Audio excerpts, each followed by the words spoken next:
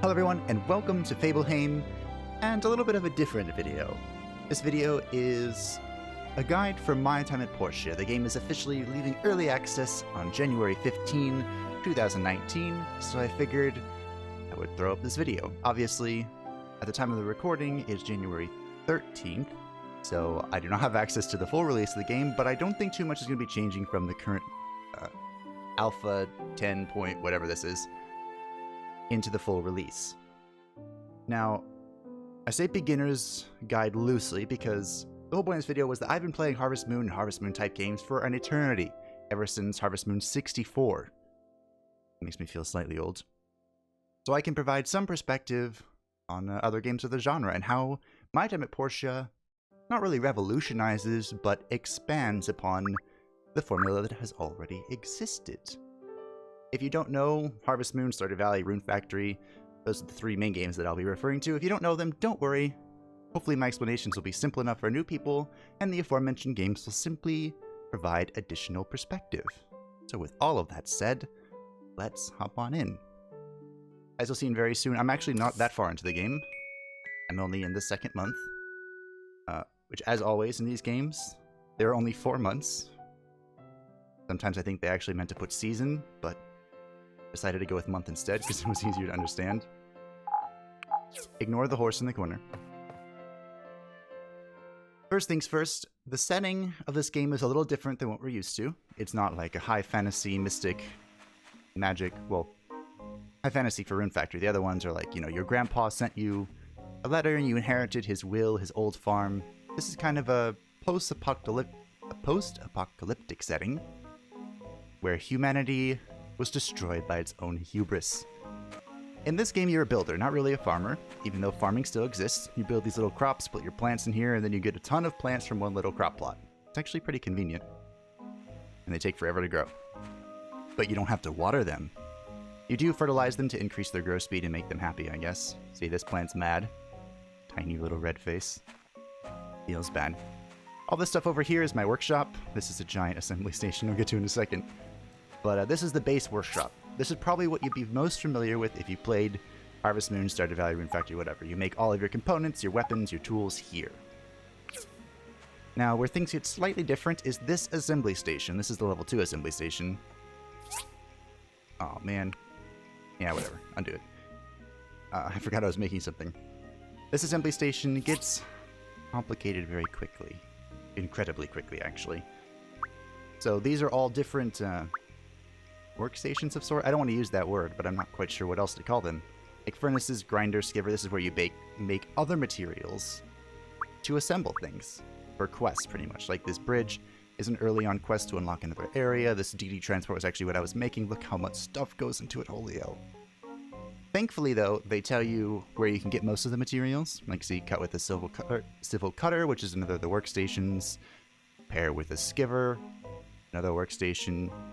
Some of these it will say, wary, maybe.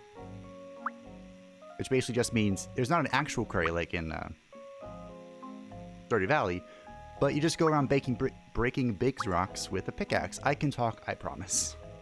So you use your assembly to build different types of workstations, to build more components, to build quest items, to progress the story, to unlock more quest items, to build more workstations, to build more quest items. Got it? If you're ever lost on what to do, the quest line is a good place to look for answers. Oh, right, I forgot about the mailbox. The mailbox. This is really important. This is where you get all of your updates and stuff. This is actually commission that I'll explain soon. And this was research, which I'm going to be explaining soon too. Hi, guys. Hi, guys. So on the notes of queries, where am I? I'm going over here, I think. On the notes of the quarries, there are mines, the abandoned ruins, which, well, the abandoned ruins are very similar to the mines from Harvest Moon. There's no monsters or anything in there, you just go in and you dig, except what you're looking for is not really ore. Ore is kind of a secondary benefit, even though it's the best way to get some ore. You're looking for data disks. You turn these in at the research center, which is far away from where I'm standing. Over here to, it's not even on the, there it is, research center. To unlock more recipes, more stuff. Basically, if the main questline doesn't give it to you, the recipe, then it's a safe bet that the research center will give it to you. You can also unlock collectibles of sorts, like this joystick was something I put together from relics in the ruins. Looking for old technology, which I guess would be our modern technology, that destroyed the world or something. And on that note, there's also, did I see them when I was passing through? The Church of the Light. This dude's part of it. They will take your data disks to destroy them, and in exchange give you rare flowers, and so on. In the vein of the main quest line, however, this building is very important. This is the Commissioner's Guild. So you can see up here the workshop rank. We are second, because we're awesome, I guess. You can also receive your commissions here to increase your rank, get rewards, friendship, rep points, all that sort of fun stuff. Let there be light. Oh, this is the main quest now. I need to build more stuff. Every weekend, I think once you get into the second month, anyway, there will be inspections you can do here. It's a little mini-game to unlock more power stones and increase your reputation. This dude accepts all of your quest rewards. At least the main quest turn-ins. Yeah. Since we're here, we're also going to talk about construction.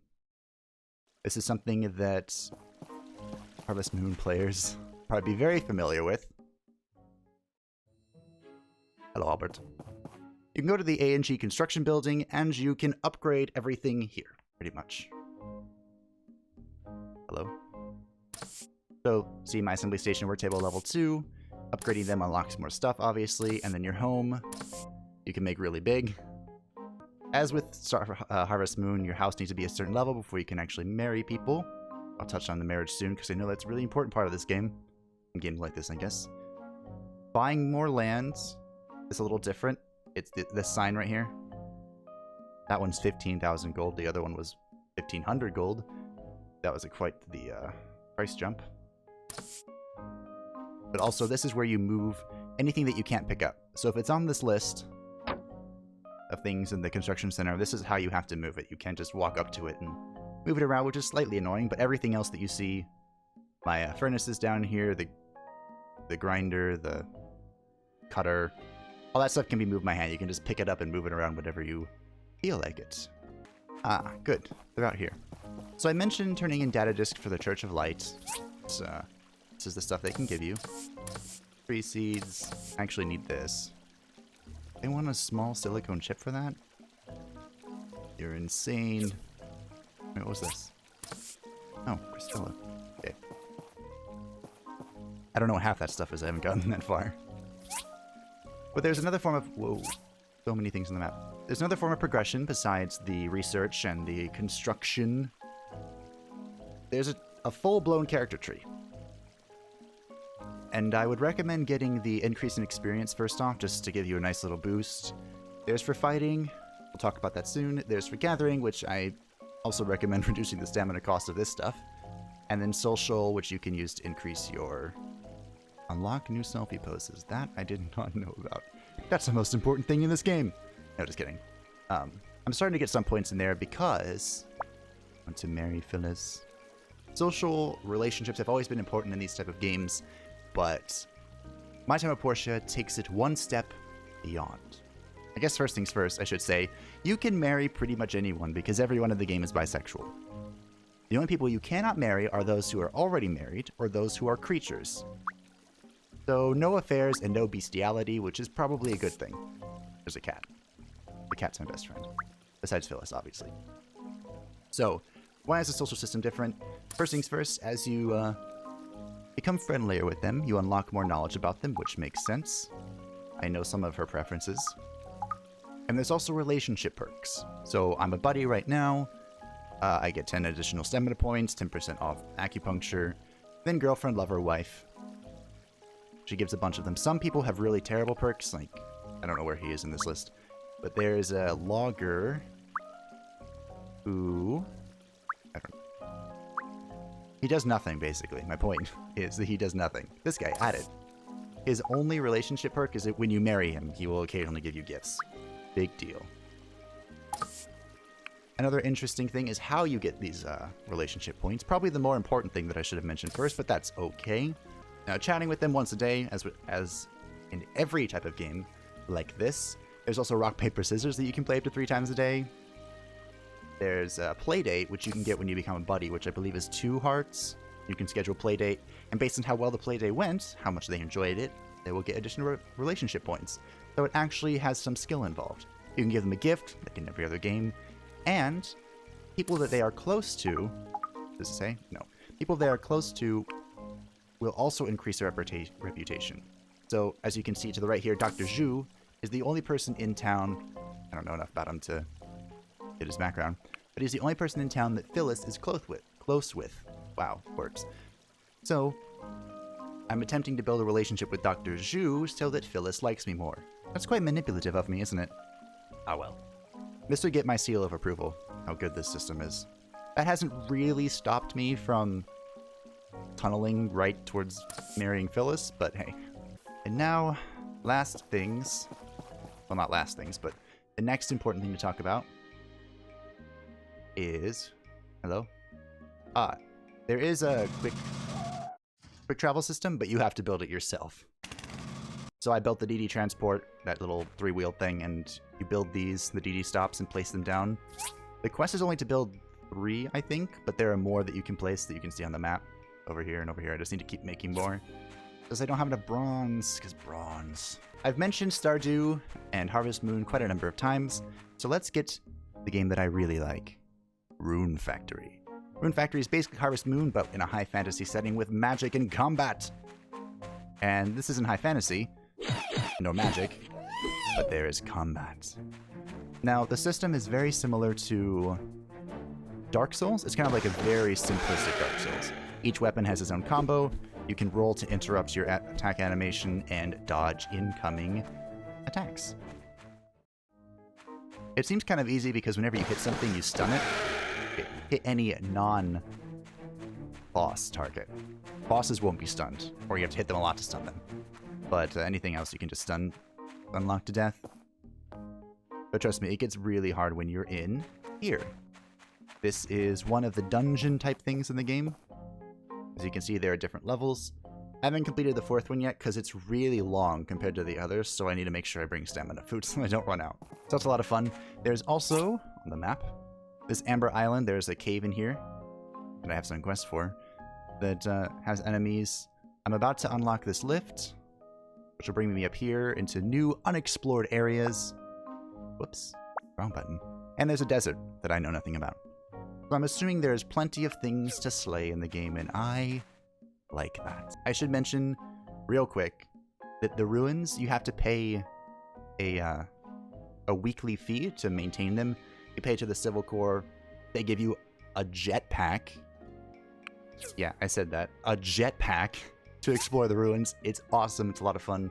Just don't let it catch you off guard early on in the game. The fee isn't too bad, but early on I almost bought something and didn't have enough to enter the ruins to get the data discs I needed, so just keep that in mind. There's a quest here. Dr. Zhu desires something. Ooh. The other thing the Civil Corps does is their building is right here. You can commission them to collect stuff for you. So if you didn't want to go fight stuff for Bucus or animal bones or animal teeth, you could send them out to do it for you. Very nice, very nice. Of course, it costs gold to do that, and I'm pinching all my gold so I can upgrade stuff. But yeah, just ignore this whole poisonous river thing. It's part of the quest I'm working on. You didn't see that. Shh. I feel like I should have mentioned this earlier. I was moving on to another place to talk about stuff. Actually, to kind of wrap it up. But there is gear in the game. You can see it has its own stats and stuff. This is obviously for fighting, and you can craft weapons to fight with, kind of like in Rune Factory. Although, I don't match at all. I have failed on the fashion sense just because I'm wearing whatever I have best of. I need to work on that. My gear sucks. My pants, anyway. So yeah, that's fun. RPG elements, always welcome. So since I've gone over the most important things, at least what I believe is most important in this game, I decided I would end it off by going through a few tips or minor things that I believe are important as I click my button and completely miss the fish. As you guys have listened the entire time, there is audio in the background. That's from the game. I usually listen to music or someone stream or YouTube videos or something, so I don't always listen to the audio, but whenever I do get a chance to listen to the in-game audio, it's always, well, always a pleasure.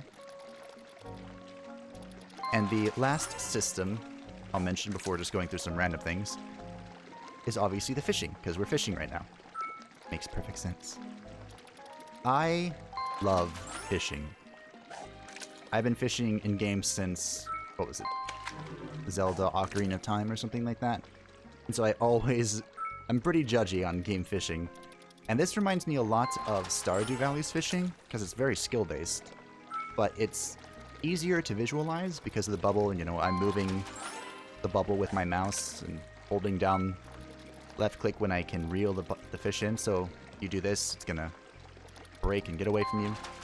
I just lost my train of thought while explaining how fishing works. It's great. Just take my word for it. I love the fishing. It gets Fableheim's stamp of approval, if I had one of those things. So moving on to the random tidbits. When you start the game, fix your house. Fix it as soon as possible. You start with holes in your floor, just go farm some wood, chop down some trees, and fix it. Because when your house is not fully repaired at the beginning, you will not get all of your stamina back from sleeping. And as it starts to get darker, veterans of the genre will remember the dreaded 2 a.m. pass-out time. Well, in this game the pass-out time is at 3 a.m., and at 2 a.m. you just get a warning saying, "It's getting late, you should go to bed." 2 a.m. isn't that late. Sometimes. I do enjoy how they try to encourage exploration by throwing treasure chests everywhere, even just in town. Well, in town, people, they have a tendency to go to the place they need to go. Just hit those places and go the path they think is most efficient, but there is actually some benefit to exploring a little bit, because they have chests strewn about with random things in it. Usually it's like food or something. You can see one across the way, but I have no idea how to get to it because you can't swim in this game. Your character is not a swimmer, which disappoints me, really. One gripe that I do have is that you can only save when you're sleeping. So when you go to bed for the night, that's the only way you can save the game. There's no quick save, there's no checkpoint save or anything like that. And I still haven't decided if I like this or dislike this, but there's no one that will come and save you. So if you die, it's game over. You have to load from your last save, which is when you last slept. I think I kind of like that. It just feels weird in a game like this. If you played Stardew, you're used to waking up and having someone from Cola Company, whatever their name was, sending you a fine for saving your life. Feels bad, man. To conclude, this game is awesome. It's not very often that an early access game in Steam has overwhelming positive reviews, and there's a good reason. I wouldn't call this game a spiritual successor to Harvest Moon like I would Stardew Valley. That game is pretty much Harvest Moon, made by one dude, which is super impressive. I consider this to be the spiritual successor to Rune Factory, which we will never ever get, because the company fell apart that made it, so that feels really bad. Hopefully I explained everything clearly and as coherently as possible. I know I kind of rambled, and I can definitely tell you my thoughts were bouncing in every direction, because this is the first video of this type I've done. But if you have any questions, please feel free to leave them in the comments, and I will do my best to answer each and every one of them. I hope that you enjoyed the video, I hope that you found it helpful, and that you have a fantastic day. Thank you all for watching. Bye-bye.